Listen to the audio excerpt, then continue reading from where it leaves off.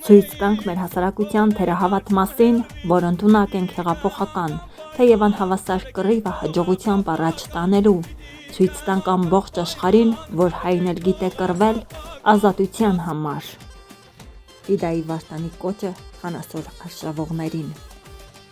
Արշավանք, որի ժամանակ ֆիդայիները տվեցին 25 զոհ և կոտորեցին Մազրիկ ցեղախմբի գրեթե բոլոր տղամարդկանց։ Խանասորի արշավանքը կազմակերպվել է 1897 թվականին հայ հեղափոխական դաշնակցության կողմից։ Հասնելով հաղթանակի, հայ ֆիդայիները վերացրեցին Մազրիկ ցեղախմբի ազդեցությունը Վանի շրջանում։ 1896 թվականին ցեղախումբը Սուլտան Աբդուլհամիդի հրամանով Վանի հայոց ինքնապաշտպանությունից հետո հարձակվել էր Պարսկաստան նահանջող անզեն մարտիկների վրա և կոտորել գրեթե բոլորին։ Նիկոլ Դումանը հետագայում առաջարկեց ՀՅԴ-ի զորախմբին վրեժխնդրություն կատարել և կազմակերպել արշավանք դեպի Խանասոր, որտեղ վրաներում ապրում էր քրդական ցեղը։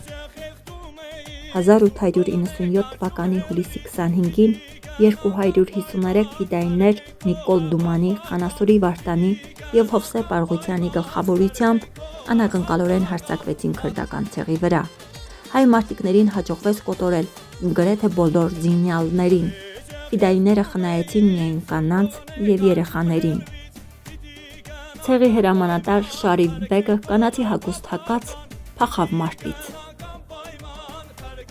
Արշավանքի ընթացքում 25 հայ ֆիդայի զոհվեց, որոնց շարքում էր ՀՅԴ հիմնադիր Ռոստոմ Զոյրյանի եղբայրը Կարոն Արիստակես Զոյրյանը։ Խանասորի արշավանքի հաղթական ավարտը ինքնավստահություն ներշնչեց հայ ֆիդայիներին։